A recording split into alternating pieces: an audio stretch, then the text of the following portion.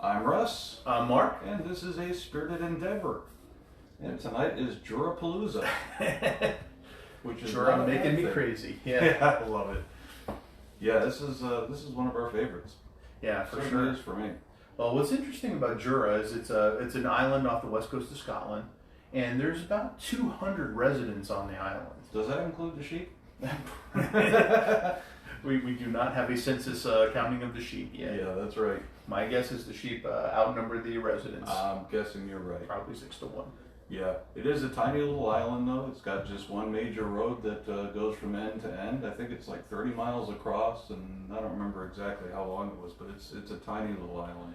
Yeah, a lot of farms on the island too, and they grow a lot of barley, Yeah. which is going to help us with our selections tonight. Indeed. Yeah. So we're going to try 4 of them tonight. The Jura 7 wood. We've got the Jura 10. The 16? So 16. that would be the Duirach's own. Yeah. Yes. Got to be careful there. You're not calling them jerks, but they're Duirach's own. And then the 18 year. Yeah. And Duirach is the term that they use for people who are from the Isle of Jura. That said, as Mark has mentioned, it's a little difficult to say without insulting people. Right, we're trying not to do that because we're very, very pleased with their whiskey selections. Indeed. And they're a good, hearty people and probably kill us in our sleep. That is a possibility. All right, so well, let's start with the 7 wood. Now we've done the 7 wood previously. Yep. Now it's as they mentioned, it's 7 casks that they use for this. American ex bourbon, and then the rest are French wine casks. Yeah. And so this one is 42% alcohol by volume, so not real spicy. Yeah. And that tends to be a thing with Jura anyhow. I mean, we were talking about this earlier. The highest ABV I've seen out of any Jura was 43%. Yeah, and I think we've got that here tonight. Yeah. And yeah, they tend to keep their whiskeys kind of on the low end of the alcohol by volume scale. Yeah. And for the most part, fairly mild drams. Yeah, agree. Nothing real crazy. Nothing.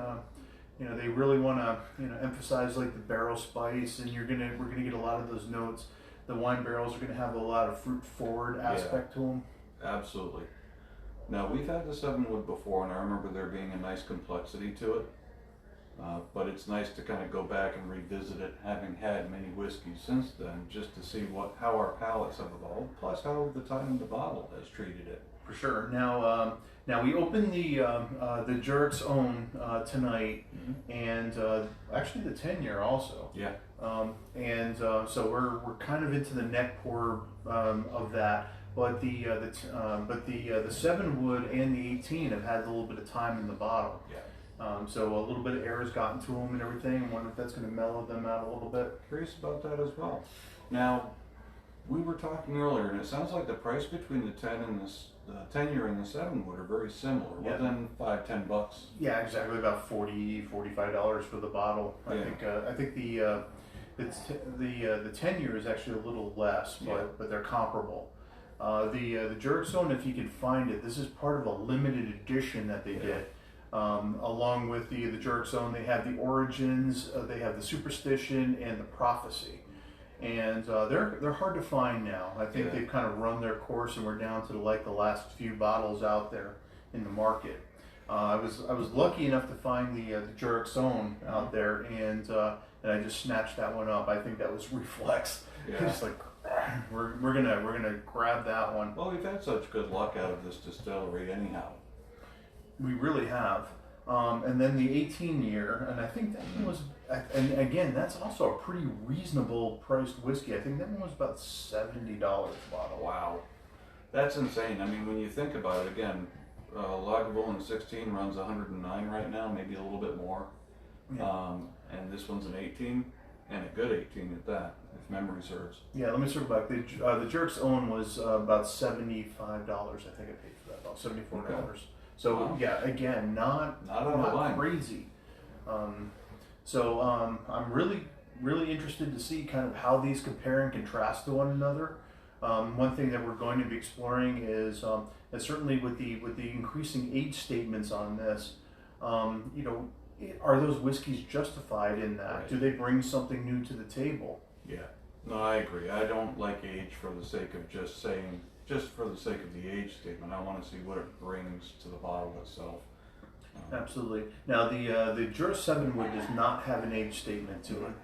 So, and I believe that all of the whiskeys that were, you know, the finishes and everything were of different years. You know, they sat in those casks for different lengths of time. Sure. So, so it doesn't have an age statement, but we know that it's got to be at least 4 years. Yeah. And that's an important point. I mean, the 18 year, for example, 18, the age statement on the bottle is the youngest whiskey that went into that bottle. So there could be 20 year, there could be anything as long as 18 is the youngest. Same thing with the 10. So it's an interesting point trying to figure out, okay, what exactly did they do to end up with this? All right. Well, very good. Well, we've already poured them out tonight because we've got a lot of them to go through, and want to make sure we have enough time. We're not messing around with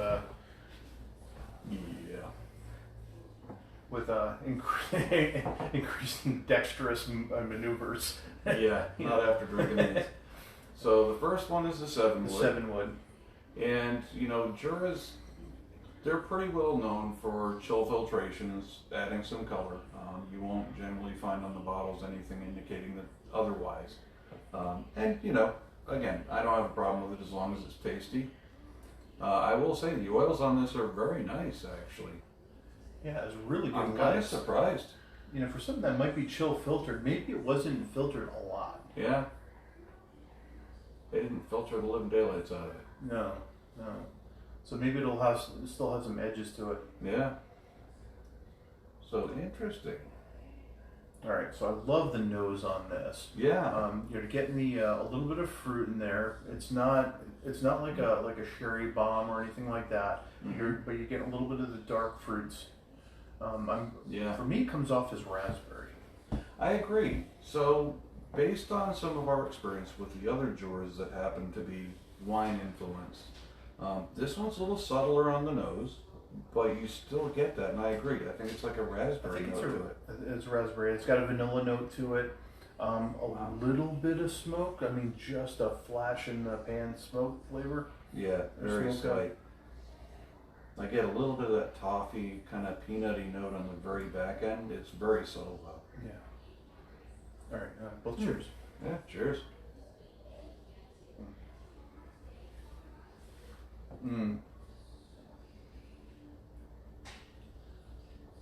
I think I appreciate this one a lot more now. I gotta tell you, for that price, this is a must-have. Yeah, Wow. it's got some complexity to it. And it has what the 10-year has. I'm picking up some of the notes that are in the 10-year, but then it adds this other stuff to it. Oh, I like that. Yeah, so you're getting a little bit of that fruit aspect to it. Yeah. It's not quite a shortbread cookie, but it's But you get notes of that. I get notes of that kind of peanut, the toffee, that sort of thing. It's pushed back a little bit, but it's still present.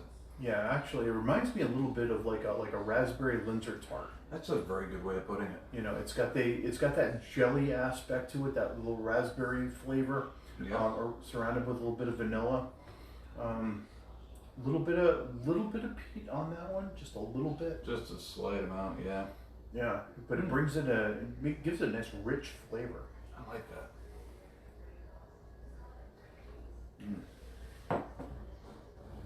That's getting better and better. Mm-hmm. Now that we're past the neck pour on it, we've let a little oxygen get to that one. Yeah. I don't think we rated this one terribly high. That needs to change. Because I like that. Yeah.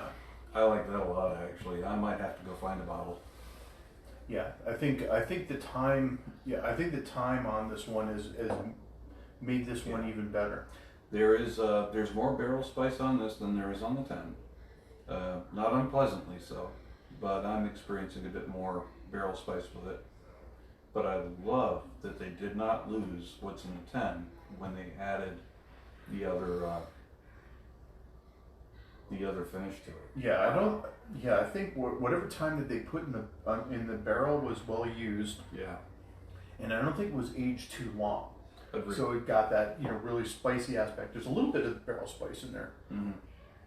but it's not it's not cinnamon, it's not, Yeah. ginger. I really like that. Yeah. I'm really thoroughly impressed. Yeah. Damn.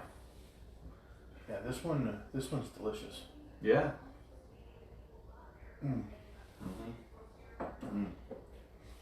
So if you can find this one, strongly recommend it. Yeah, and this one I didn't find any. Yeah, it was pretty readily available. Yeah, no, I saw it at my local one. Didn't pick it up because I was looking for the 10. But I might have to go back there and get this one because that's just tasty. I like it quite a bit. Okay, all right. Well, let's move on to number 10. I like that idea. All right. So we adore the number 10. Now this is one that Russ found and introduced me to, and I've not looked back since. Yeah, this one was a pleasant surprise. It was just kind of a fluke that I picked it up.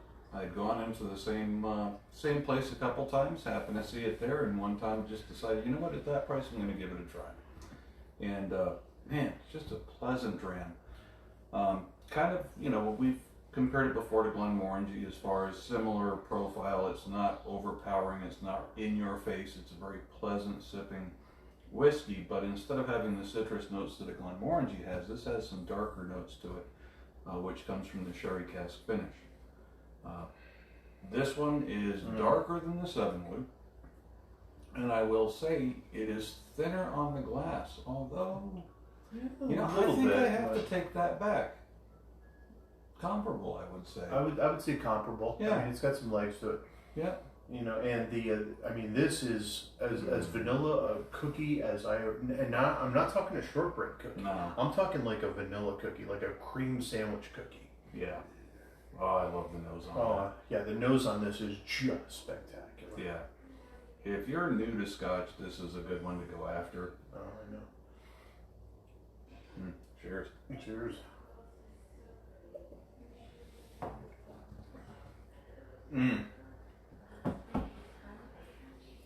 Golden Oreo. Yeah. Yep. Golden Oreo. Oh man. It's sweet. It's got that vanilla. It's got those vanilla notes to it. Yeah. The only thing it's missing is cookie crunch. Yeah. I think that's it. Wow. It's very pleasant, very mellow. And it actually lingers a little bit. A little bit, but it's a lingering vanilla flavor. Oh, absolutely. Definitely has a nice barrel spice to it to offset the sweetness, which I like. Not overpowering on the barrel spice by any stretch of the imagination, but again, just for me, it's a well-balanced, easy sipping Scotch. Yeah, pardon me while I drink this one down.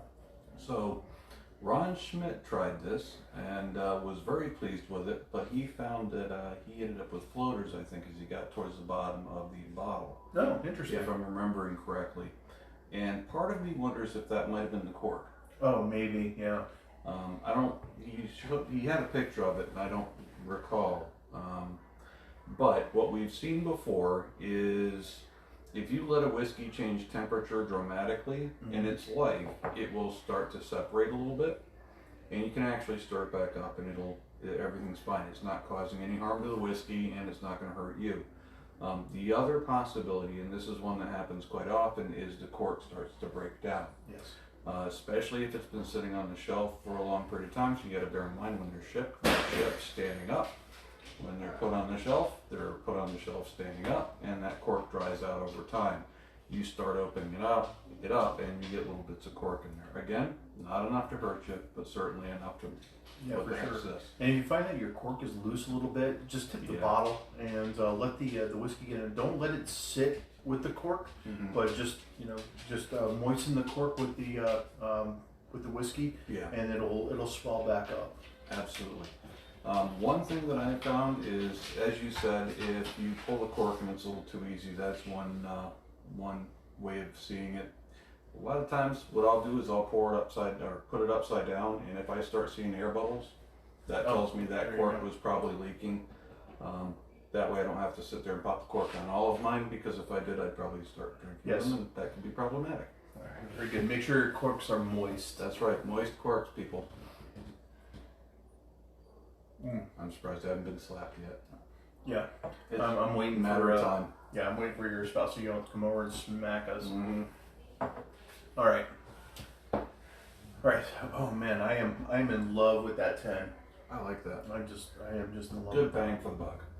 Okay, so the jerk zone, Mm-hmm. and so this is a 16. This is age 16 years, and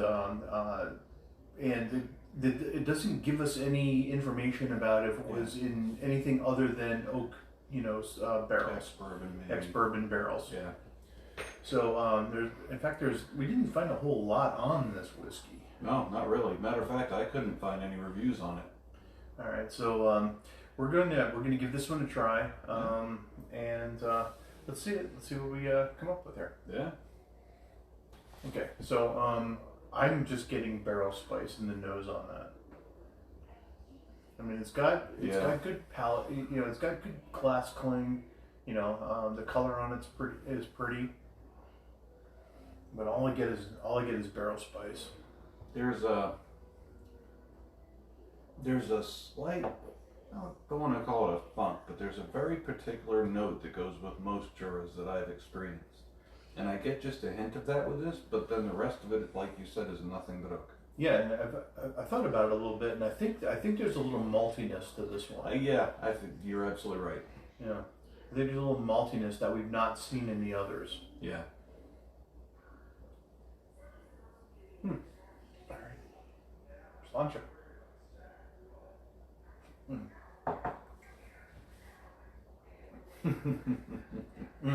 Very spicy.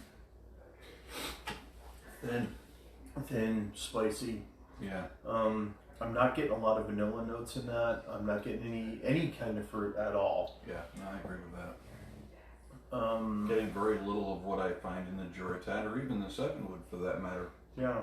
It's like they took everything that was in the Jura that was pleasant, or the 10 that was pleasant, and kind of pushed that aside with the barrel spice. Yeah. Yeah. It's definitely the oak. The oak, the tannins, the oak bite to it. Yeah, I'm not feeling this one. Yeah. This, I mean, it's got like like an espresso kind of note to it. Yeah, tail end. A little on the tail end, but kind of like the bitter notes of the espresso. And not so much the full bodiness of that. Yeah. I'm not feeling this one. So the 7 and the 10 both had kind of that. You could tell they came from the same place. Yes. There's a certain note that goes with a Jura, and this one, if it's there, it's very, very, very subtle. Most of what you're getting is from the barrel, and interesting. Yeah, my feeling on this one is they left it in the barrel too long. Agreed. And it's picked up that funkiness. It's aged out just a little bit. Yeah, I agree with that. And we've talked about it before. The age statement is not everything. There are going to be cases when I don't want it sitting in the barrel for too long because of what the barrel's going to impart. And a lot of it depends on the barrel that you're using. A new oak barrel is going to do something different than a used oak barrel. And then, okay, did they scrape it and rechar it so that you get more influence from the oak? Tough to say, but I would say they got plenty of oak influence on this one. No doubt about it. Yeah. This one, I want to revisit it later on. I agree. Let the oxygen, air work on it. Yeah, let the air work on this one a little bit. Agreed. Maybe some water would help with this one, but my guess is it would just make it spicier. Well, my concern is with such a low ABV. That would be my guess. Is it's going to drown out any of the other flavors and bring the spice forward, and that is not what this one needs. No, this one needs to be mellowed out. Yeah. Probably play well with ice. I would agree with that. I think it would hold up to ice. But I think time in the bottle with a little bit of air might tamp down some of those rough edges and give us a chance to see some of the softer notes that might be hiding. I'm getting more and more of that coffee flavor the more I drink that. Yeah, I bet that's one that changes over time. I could certainly see that. Yeah, certainly the water I just drank, I think just amped up the spice on it just a little bit more. Yeah, I think that's probably the wrong way to go with that one. I would agree. I would agree. Kind of curious to see if that would mix well with something, maybe something sweeter. I could see that. I could certainly see that. You've got something that perhaps is lacking that spice. That would be a nice way of adding it. Yeah, maybe a little amaretto, make a Godfather with that. That would probably. I bet would be very good. Actually, that's a very good point. Yeah, maybe we'll try mixing that one up at some point. I think that'd be fun. Okay. All right. Next one. The 18. Dun, dun, dun, dun. Now we've had the 18 prior, and we've done a previous show with all of our 18s at that point. That's right. Yeah. Yeah. The legal age of whiskeys. That's right. Yeah. So and we really enjoyed the 18. Yeah. It's got it's finished in wine casks, and I remember it being very fruit forward, and so I'm really excited to see what this one brings. You know, especially after we've tried some of these others. I agree. You know, we found the 18 to be very complex, and it was a very pleasant dram. Yeah, we rated that one pretty high actually, if I remember correctly. So. Looking forward to it. Yep. Canadi, everybody. Yes, that's right. All right. Oh man, that's got a great nose to it. Yep. Okay, so that one again, I'm getting that raspberry. I'm getting those raspberry notes with this one.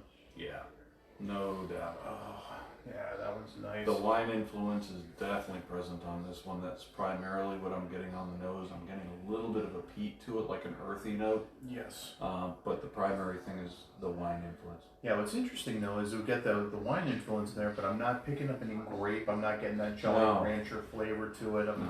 You know, it's very much like a dark fruit, but like a raspberry or cherry. Yeah.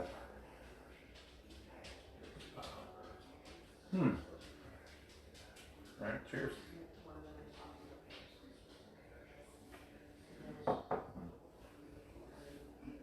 Oh yeah. Again, I'm getting that cookie. You know, like a Linzer tart cookie. Yeah, I love. But even more so than we picked up with the 7-wood. Yeah, that's the first thing I got on the palate, and I like that there's that commonality. There's that one flavor that tends to carry through the 7-wood, the 10, and the 18, and then you get the fruit notes. And like you said, I really can attribute that to being more of a raspberry type flavor. Wow, that's just yum. Yeah, that one is just yum. Almost get like a tobacco kind of note at the tail end too. Yeah. I was actually thinking more along the lines of like the espresso note, chocolate note, but I think you're right. I think it's more of a tobacco note. Wow. Yeah, that's and that may be the earthiness from the peat and everything playing in that. Wow. So Ron's commenting, and he says that's the look of satisfaction right there. The Jura 18 looks great, and it is absolutely fantastic, I gotta say. But don't sell that 7-wood short, because that's a step towards that. And again, at that price, hell, I think you almost have to add that to the bar. Yeah, for sure. But that 18 is just something special. Yeah, the 18 is pretty darn affordable. And depending on where you find it and everything, you know, again, I think I paid $75 for that bottle. I've seen it higher, but I think just shopping around is the way to go on that one. If you can find an 18-year-old scotch from anyone at that price, that's insane. But that's kind of Jura with their pricing as a whole. I mean, their 10 years a downright reasonable price, and like I said, 30s. Low 40s. Well, they're very accessible whiskey. Yeah. And I like that, you know, they don't price themselves out or have an inflated sense of self. Yeah. You've seen with a couple others. Yeah, you got that right. So, Ron's asking, what is the order of the favorites? Okay. So if we had to move these bottles into the order that we prefer, personally, I'm going to say 18 goes first. Yep, 18 is the top. Yeah. I'm going to go 7-wood. I would agree with that. 10, and then the jerk zone. I think so. I would have to agree with that. And yeah, right now I would go with that. There are going to be times when I think I might prefer the 10 over the 7 wood. Yeah, depending But on... there's going to be times when I definitely want that 7 wood. And the 7 wood has more complexity. There's no doubt about it. Yeah, absolutely.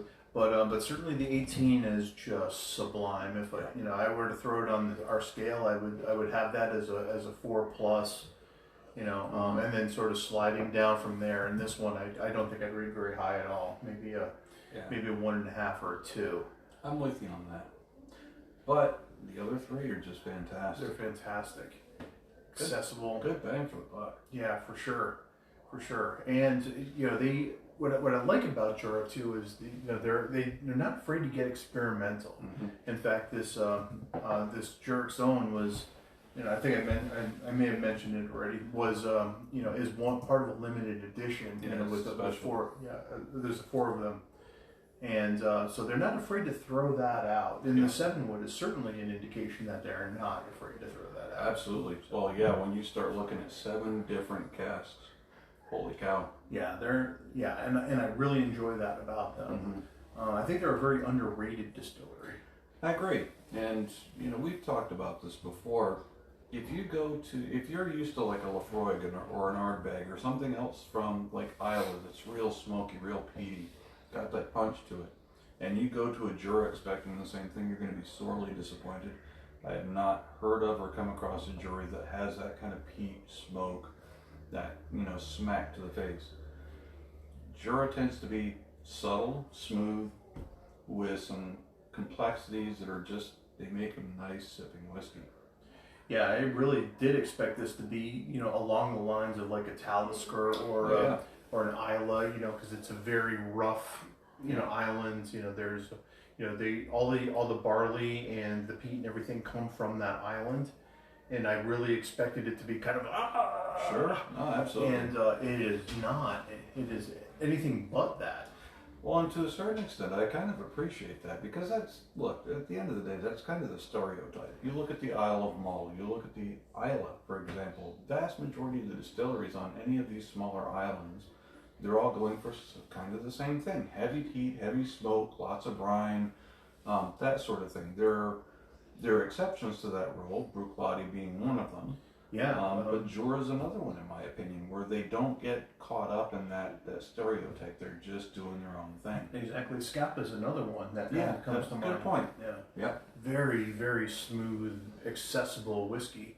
Whereas the Highland Park on the Orkney Island, it has a tendency to be, a hatchet wound to the face. Yeah. And they're unapologetic about it, and I love that about them. No, absolutely. But no, I kind of appreciate the fact that Jura brings this to the table. You get some of the island aspects to it, but not overpoweringly so. Very nice. Yeah, I really enjoyed this. And Yeah, I forgot how good some of these were. I know, right? That 18 and 7 wood are just... Yeah, the 7 wood, is just a surprise to me. Yeah. And the more we visit that one, the more I just totally dig it. Yeah, I agree. I mean, again, at that price, good lord. I know, right? I will have a bottle. Yeah.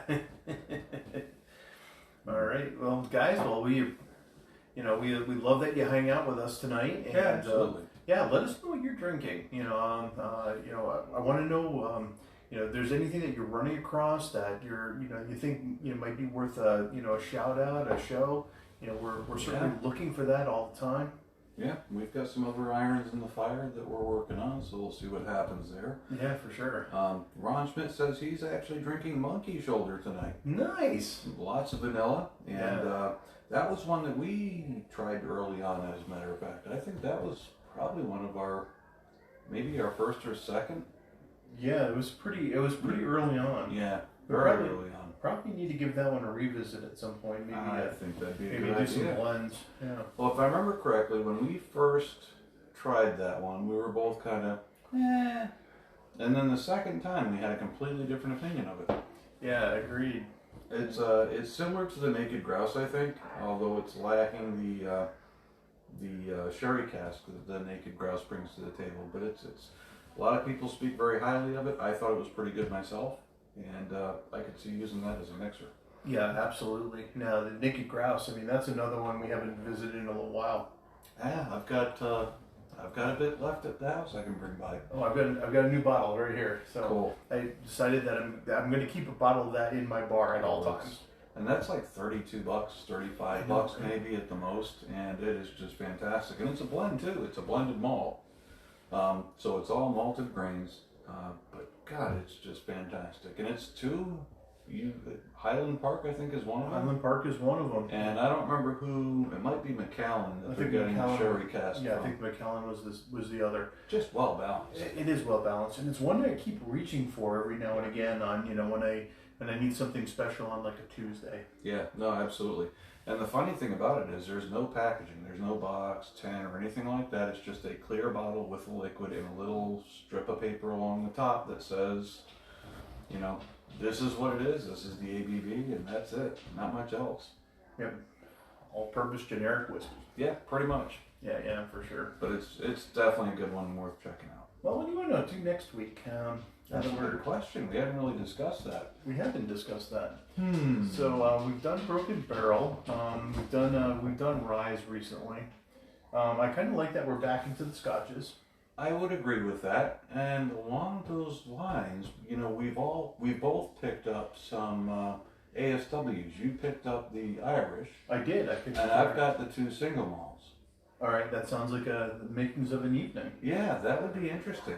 So it's all the same distillery, and they're using copper pot still, and they're using malts, malted barley, but they've done triple distillation on that one to make it like an Irish whiskey, and then I've got 2 that are more like a Scotch, a peated whiskey. Yeah, that could be interesting. Yeah, maybe we'll go back to a local distillery here in Atlanta. Yeah. Yeah, give it a try. Why There's not? a couple others out there too. Might be worth picking one of them up. Yeah, or even visiting. Ooh, I like that idea. Me too. Awesome. Well, I think it's kind of slowed down. Looks like we had a few visitors. So Rick popped in. Thanks for visiting, Rick. And Ron and Henry, thanks for your help tonight. And glad you didn't electrocute yourself. Yeah. So appreciate that. And I think that's about it. All right. Thanks a lot, guys. All right, y'all have a great night. Thanks for joining us. Okay.